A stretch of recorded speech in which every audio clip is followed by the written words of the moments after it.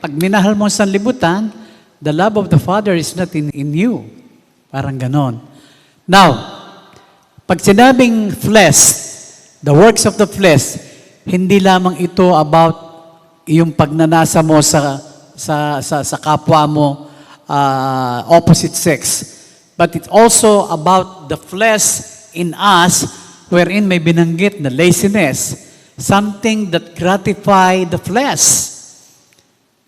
Kung halimbawa, may galit ka sa kapwa mo, galit na galit ka, ibig sabihin, flesh ang nagmamanifest in you. Diba? Remember what happened to Cain, Abel and Cain. Sa sobrang selos, sa sobrang inggit ni Cain sa kanyang kapatid, because his offering was not accepted by God. Nagkaroon ng jealousy. Anong ginawa niya? Pinatay niya ang kanyang kapatid. Meron siyang hatred, meron siyang selos. And that's the work of the flesh. Diba? Now, what about the lust of the flesh na kung saan merong haring bumagsak? Remember the story of the king na kung saan minsan nandun siya sa itaas ng palasyo at nakita niya na merong babaeng naliligo sa bandang baba. Okay? And what happened? Because of the lust of the flesh, dahil siya'y hari, pag sinabi ng hari, hindi kayang baliin yan. No? Pinatawag niya yung babae, and you know the story, and the name of that woman is Bathsheba. Diba? Pinatawag niya, kahit na may asawa ito, ginalaw niya. Okay? If you read the story of that king, what happened before that?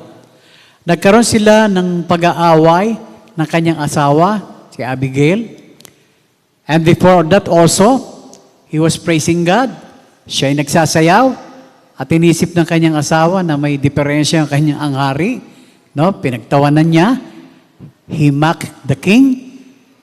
At since then, wala nang sinabi na sila ay nagsama o nagsiping. It means the king was vulnerable when he was at the palace. Nung nandun siya sa palasyo, nakita niya yung babae, he was vulnerable. Kaya nga, nagkaroon siya ng lust of the flesh because of that. And you know what happened? Nangyari ang hindi dapat mangyari. Nagkaroon din naman siya, nakonsensya na din naman siya. Ang sinabi niya, tinanong niya kung sino yung asawa niya, at ang asawa niya ay si Uriah, who was during the time they were fighting against the Philistines. At sinabi niya kay Uriah, puntahan mo yung asawa, sipingan mo, no? To cover up yung kanyang ginawa. But because God was doing something in the life of Uriah, sabi niya, hindi ko pwedeng gawin yan, mahal na hari, because may gera. Hindi ako pwedeng yung aking laman, ang siyang aking sundin. I have to go to the war to fight against the Philistines. And what happened? Pinapunta niya si Uriah as a frontliner, at mula doon namatay. Okay? So may mga consequence ang ginawa niya because of that. Now, mga kapatid, always remember, lalo na sa mga may asawa, no? Be sure that you be faithful to your wife. Why? Anuman ang mangyari, meron mang hindi kayo pagkakaunawaan, do not let the devil get a foothold on you. Kasi magkakaroon ng tinatawag na open door of opportunity ang kalaban. Pag magkagalit kayo ng asawa mo, anong nangyayari? Di ba? Nakakaroon ng tampuhan, and then yung iba, lumalabas, umiinom. More than that, hindi lang umiinom, lumalabas pa para maghanap lust of the flesh, you become vulnerable because of that. No?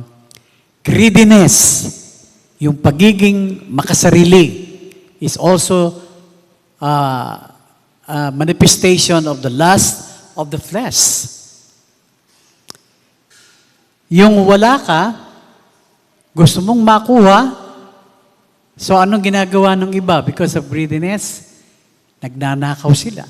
Kasi the love of money, walang contentment. Pera, pera, pera. Lalo yung kanta ni Cyndi Lauper, yung Material Girl. Tapos yung money, yung meron siyang kinanta parang ganon, no? So, ang sabi ng Panginoon, huwag kayong magmukhang salapi. Ha? Makontento na kayo. Dahil pinangako ng Diyos, I will never leave you, I will never forsake you. Okay? Hindi naman masama na magkaroon ng maraming pera. But the problem is, when you love money most, yun ang nagiging problema. Think about what you do first. Think about what will be the consequences. Anong magiging bunga kapag ginawa mo ito? No? Kaya nga sinasabi ng Bible, maging kontento ka sa buhay. Be content in everything. No? Huwag yung talagang magdi-desire ka pa ng sobra-sobra. Doon tayo bumabagsak. Pag ang takbo ng mundo, yung lust of the flesh, ang sinunod natin, eventually, babagsak tayo, katulad na nangyari kay King David.